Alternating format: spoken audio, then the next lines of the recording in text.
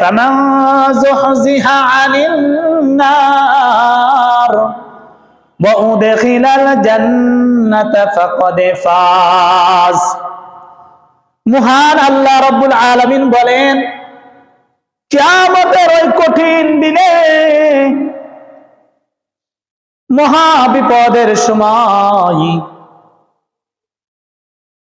বড় ভয়ানক দিনে আল্লাহ রাব্বুল আলামিন যাকে জাহান্নামের আগুন থেকে মুক্ত করে মুক্তি দিয়ে ওয়াউদখিলাল জান্নাতা, জান্নাতে প্রবেশ করাবেন।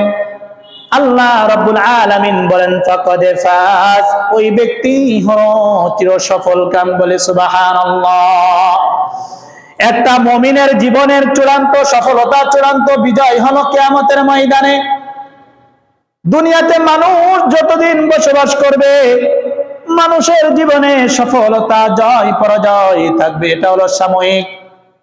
মানুষের জীবনে হয়তো কখনো কখনো জয় থাকবে, কখনো কখনো পরাজয় থাকবে, কিন্তু কিয়ামতের ময়দানে যার কপালে আল্লাহ রাব্বুল আলামিন চিরবিজয় দান করবেন, তার জীবনে আর কখনো কোনো দিনও পরাজয় স্পর্শ করবে না। পক্ষান্তরে যার কপালে আল্লাহ রাব্বুল আলামিন চির পরাজয় লিখে দিবেন, ওই ব্যক্তির কপালে আর কোনো দিনও সফলতা আসবে না। তাহলে আমরা বুঝতে পারলাম কোরআন কারীমের এই আয়াত থেকে, চির বিজয়, চির সফলতা হলো আল্লাহ রাব্বুল আলামিন মানব জাতিকে কিয়ামতের ময়দানে দান করবেন।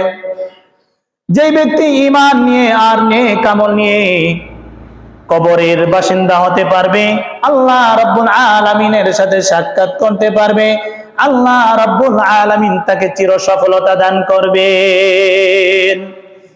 অন্য জায়গায় আল্লাহ রাব্বুল আলামিন বলেন, আল্লাহ রাব্বুল আলামিন যার কপাল থেকে, যার নসিব থেকে কিয়ামতের ময়দানে কঠিন শাস্তি থেকে মুক্ত করে দিলেন, আল্লাহ রাব্বুল আলামিন বলেন এটাই হলো চূড়ান্ত সফলতা।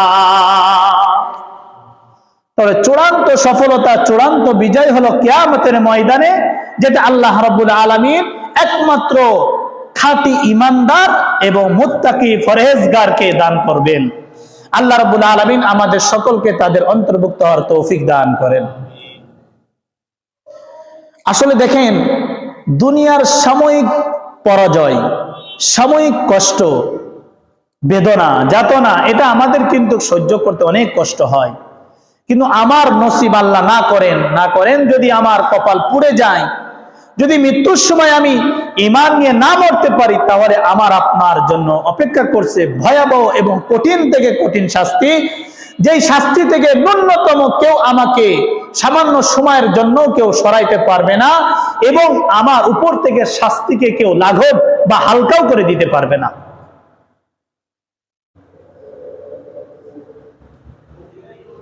জাহান্নামীরা যখন আল্লাহ তাআলার কাছে জাহান্নামের আগুনের তাপ ভোগ করতে করতে চামড়াগুলো এবং হাড্ডিগুলো জ্বলে পুড়ে সরকার হয়ে যাবে, কয়লা হয়ে যাবে, তখন জাহান্নামীরা বলবে, মালিক নামক একজন ফেরেশতা থাকবে জাহান্নামের দ্বার রক্ষী, তাকে বলবে যে